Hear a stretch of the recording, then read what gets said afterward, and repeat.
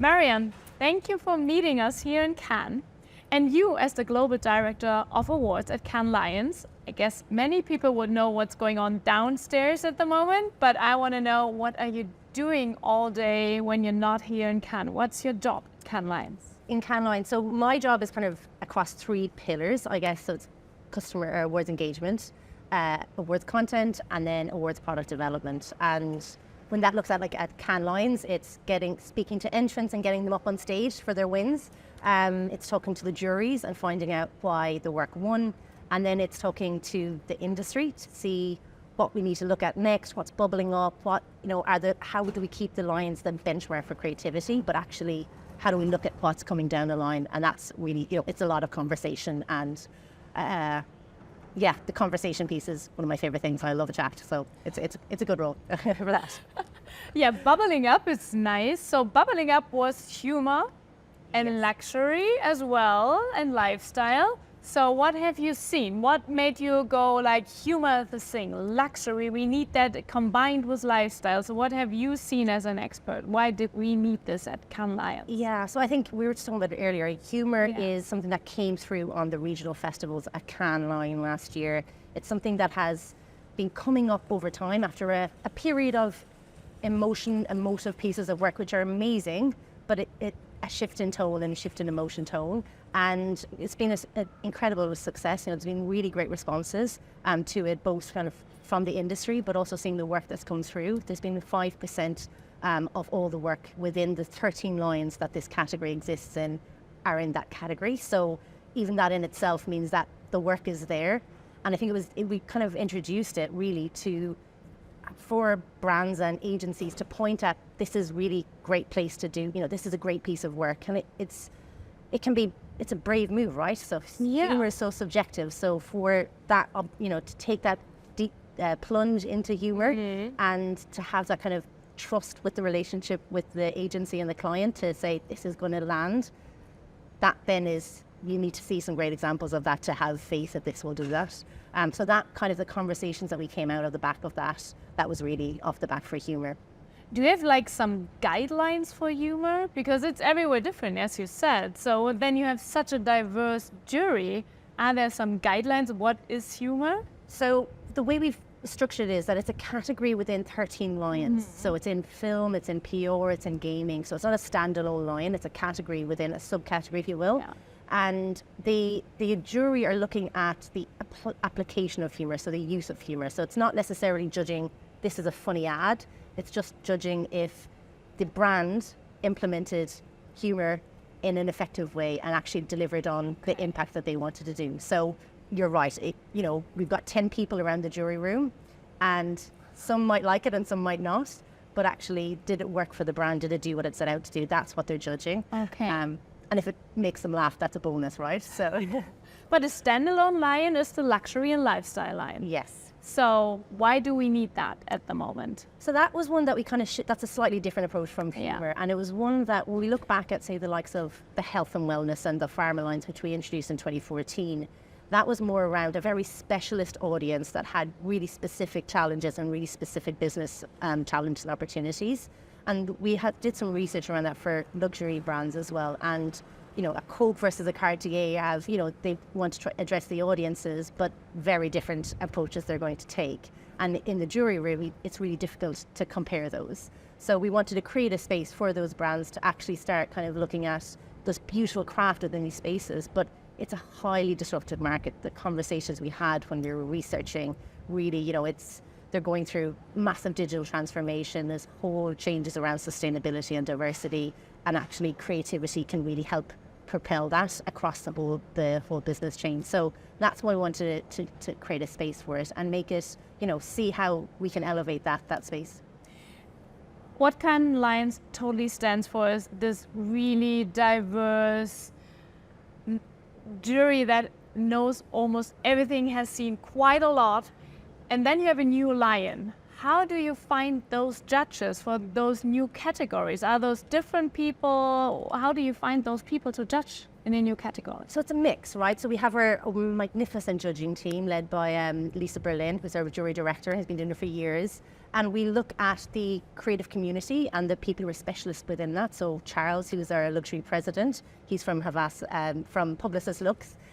But then we also do research and actually look at who are industry experts within this space. So there's a combination of the process that we have in terms of going through our nomination process, which I'm sure you're very familiar with, and then kind of going out round. But they still go by the same sort of rigor of checking and ensuring that they are the experts, that they can bring a really interesting perspective to the room as well. Tiny thing I want to know is who decides what the lion looks like that the people get? So this is a controversial one.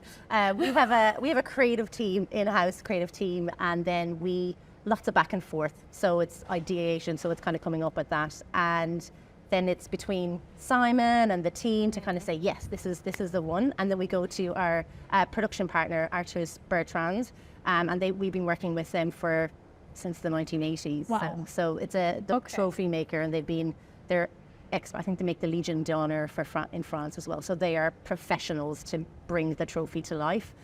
So it's a combination, it's a collaboration, I would say. Ooh, one more question. I don't know if you can answer. If not, we ask Simon later.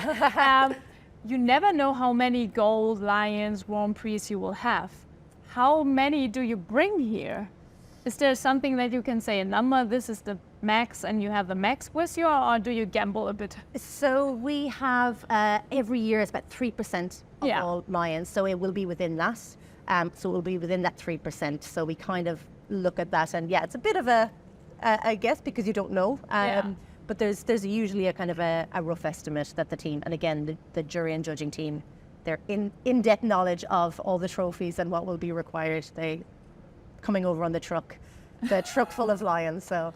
Wow, yeah, I guess that one is quite protected as well when the truck comes over here. You have seen, I guess, some case studies already, some shortlists are out already. Are there some trends you can already foresee? That last year, as I told you earlier, I saw the fit chicks and I thought, humor. So have you seen something already? Saying, oh, interesting? So I think looking at the shortlist that's come out so far, I think we're more than halfway with all the shortlists today.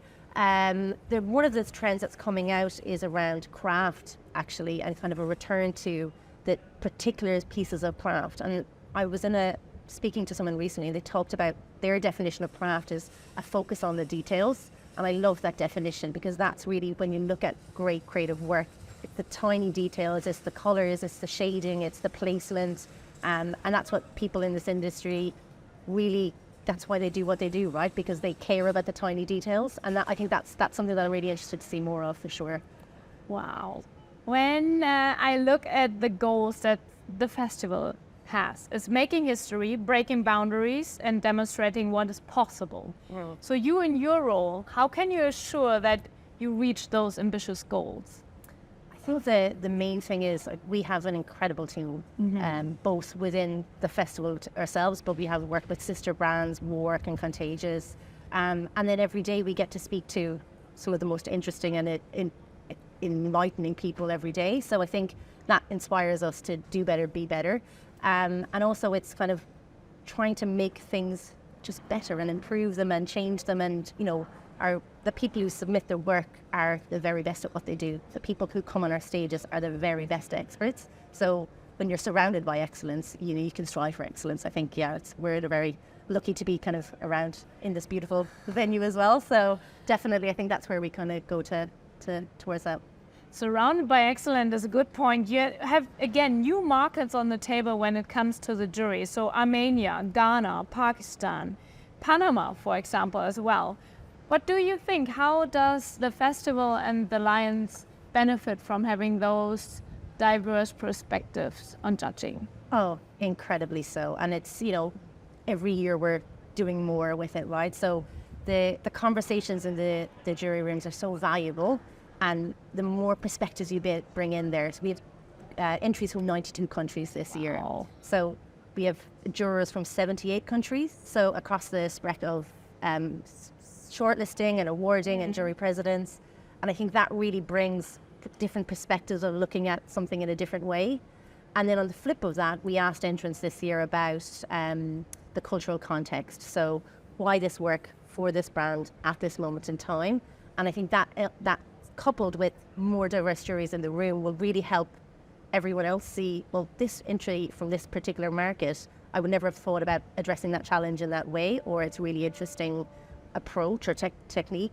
And I think that really elevates, you get inspired and build on and go forward with your own creative ideas and be a bit braver with the pitching that you're doing to your clients. And, this is a great idea, shall we try it? And we see that every year, and builds on creativity. So I think it's only an additive for sure. What I see in Germany when I do the trend presentation, what was at Cannes Lion going on and what are the new topics, is that some say, yeah, you know what, those were only golden ideas. They did it only to win a lion. But what I can see, I already talked with Juan about it, is also that creativity at the moment has or can change what's going on the planet, can solve problems that we have. What's your perspective on that? How important is creativity at the moment to solve the problems that we have? I think it's fundamental, right? I think, we've got some of the biggest challenges facing us on the planet, but also as businesses, there's lots of challenges happening, and you have to look at it or approach it by looking at it in a different way. So the creativity is looking at things in a novel way and coming up with a different answer. I think it's just fundamental to actually addressing any of these challenges. And I think it brings joy. So some of these challenges feel unsurmountable, and actually, approaching it, again, like use of humor, approaching a serious topic, but poking with a little humor, a tongue-in-cheek or slapstick or whatever it is, that can soften the overwhelm of it and actually be like, oh, I can take action, or I can address a challenge, and I can do my little bit to help change awareness or whatever the goal is. So I think, it's fundamental for me. And you introduce a new toolkit to the creative. That's AI, obviously. We as Germans, to be honest, could be a mindset thing that we have, is that we are not really up on the road of using that new tool. What's your perspective on the work you've seen so far? Do creative people use the new tool AI already in their cases? So we actually asked this question for the first time this year. We asked, was AI used in the work? And 12% of all the entrants said it was. So it's not a huge number, but it's not nothing. And I think it just indicates that people are trialing it and testing it. But there's probably still a bit of testing in before you're going to jump in with your full feet. And I think that means that there's like the challenges that might become with brand safety and all of that people are waiting to see how it goes and experimenting, I guess, at the moment. So it's interesting. I am by no means any expert on it, so I'm really fascinated to hear the conversations that are happening, because I think it's definitely going to change lots of the different things that we do and how we approach creativity. Again, it's another application of creativity and another way of looking at, a challenge or a problem to find a solution. I think what will be also interesting is that one trend I saw is that it goes faster and faster, and brands needs to be faster.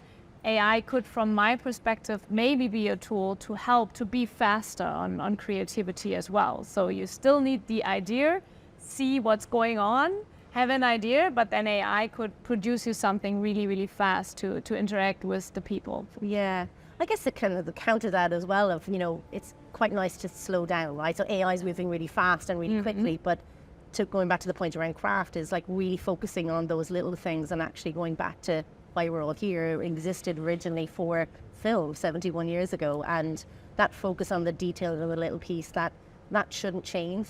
I can help that, but really creativity, what we're in the industry of kind of creative marketing, it has to have the right, if you don't know what the problem you're trying to solve is, you're just putting out the different layers of kind of complexity onto an already tricky situation, or whatever the challenge is, trying to sell products or get people in the doors. Really figuring out what that problem is before you start applying technology. I think that kind of helps simplify things a little bit.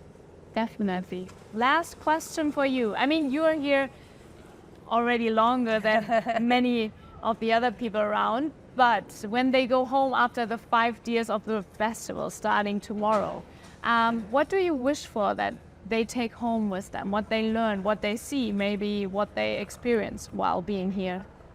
I think the thing that I've been coming to Cannes Lions now for 9 years, and the thing that I always leave with is that it's a feeling of inspiration. And I know that sounds kind of a bit corny, but you go down to the basement and you see the work and you see these great ideas from all over the world. You see people engaging and looking with them. And I think that's the thing, if I can get anyone to do, is to go down to the basement and spend time in the work, spend time speaking to the people who made the work, because that sharing of ideas is so valuable. And when we're so often behind our screens and the other end of a phone call, actually being beside someone who, what do you think of that? Yeah. That's really, that connection is what sparks something. And that's, you can't replace that kind of connection of serendipitous encounters with somebody that could be your next creative partner or client or boss. And I think that's a really powerful thing. And again, across the Prozess and on the stages, the work idea of creativity in the work is really at the heart of it. Yeah, and don't underestimate what you do here with the judges. Is that what we hear is they go home, they have a new WhatsApp group, they have new friends, they have new people to talk to. So you give people a new network of people, of a diverse group of people. It's also a present they take home, I guess. Absolutely. And we've over the years, some of the team are still in those WhatsApp groups because they're so busy, Yeah. And I used to work on Bietet as well, at kind of a program for female leadership, and I'm still in some of the groups from many, many years ago, and they're such supportive groups, and they bring people along and champion each other when things are going well and help when things are going wrong. And it's the same for the juries, right? So they collaborate, they bring new ideas together, and it really is that coming together, that sharing of that knowledge. And they've spent 2 days in the jury rooms, locked in a dark room, and you don't spend that much time with the work. You're usually making it or reviewing it or approving it, whereas you're actually just looking at it and debating and discussing the merits of, oh, but if it did this or if it didn't do this. That's not something you get the chance to do very often with the world's best, some of the world's very best. And it's a very special experience for the jury. So yeah, we hear the most amazing feedback from them. So it's a really privilege to be able to have them here and to see the fruits of their labor, I guess, when the winners go up on stage. That's also such a special moment. And my team kind of run the winner's door, and it's the most joyful place to be at the festival. They're just groups of people just so excited to be there. So yeah, if you ever get a chance to the winner's door, I'm sure many of your fellow audience will have been there. But it really is that's what it's all about, seeing people being so excited to be on stage and accept that trophy in front of their peers and the world. That's a special. Do you know what's special to me after talking to so many people working at Cannes Lions is that you are all so full of energy and love for this festival, and you give it as a present to the creative industry, and the family is going bigger. I see the tech branches here around, I see the brands around, so I guess it's time to say thank you for your work and to see what next trends you come up with, what maybe new category or line we can see next. Maybe you can tell us something after the week here. That would be nice. I'll keep you posted for sure. Yeah. Thank you. You're very welcome. Thank you so much for having me. Thank you for being here. Enjoy the week. Thank you so much.